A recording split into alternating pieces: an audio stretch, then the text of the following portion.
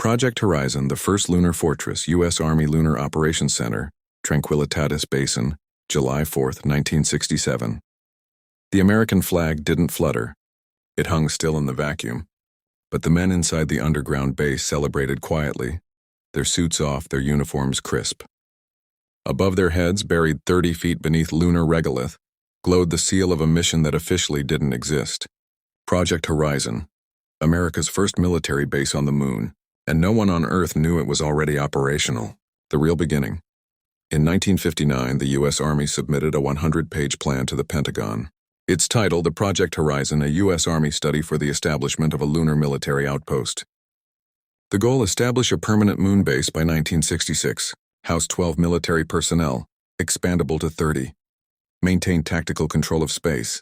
But behind the public proposal was a black layer directive. Operation Helios, a hidden clause to turn Horizon into a forward strike platform, one capable of launching nukes from the moon if Earth-based defenses were ever neutralized. Development in the shadows. When the plan was shelved for being too ambitious, it didn't die. It went deep black.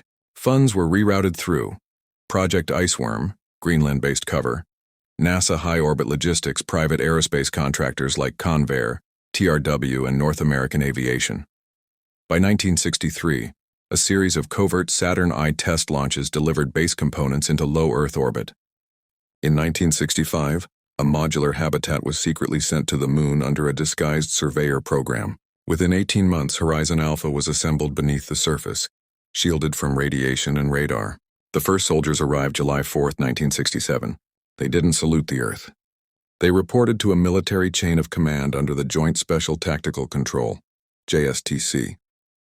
The moon's silent war publicly, Apollo was still preparing for its first manned landing. Privately, Project Horizon was already conducting low-gravity weapons tests, experimenting with seismic surveillance arrays, monitoring Soviet Luna anomalies. In 1968, sensors picked up strange electromagnetic pulses near Mare Crisium. An elite recon team was sent to investigate. They found no Soviet presence. What they did find was classified Delta Black, a structure ancient and half-buried. Contact was lost for 37 minutes. When the team returned, 2 members were missing. Their bodies were never recovered. The event was buried in a new sub-project, Horizon Eclipse. Why Horizon was hidden? Project Horizon wasn't just military, it was existential. The Pentagon feared global panic if the moon was weaponized, Soviet retaliation if it was discovered, religious unrest if alien structures were confirmed. So the entire operation was hidden within layers of deep space logistics and NASA's unmanned missions. The men who served on Horizon were reassigned, re-identified, or retired under fake deaths. Their medals were locked in vaults. Their families were never told. The legacy: in 1971, Project Horizon was decommissioned, but the base remained. Rumors claim it was reactivated in the 1980s under SDI, Star Wars, as a remote AI surveillance post.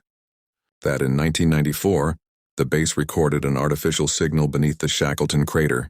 That Space Force today still uses Horizon 3, deepened and shielded, now connected to other off-world operations. Epilogue: Moon Orbit 2025. A private SpaceX lander diverts course mid-mission. The pilot swears he saw lights moving under the regolith. He's told it's solar reflections. He doesn't buy it. Later that night, his mission log is edited remotely. The entry about the signal near Tranquilitatis is gone. All that remains is a transmission, caught briefly before it was scrambled. Horizon is awake. Repeat, Horizon is not dormant.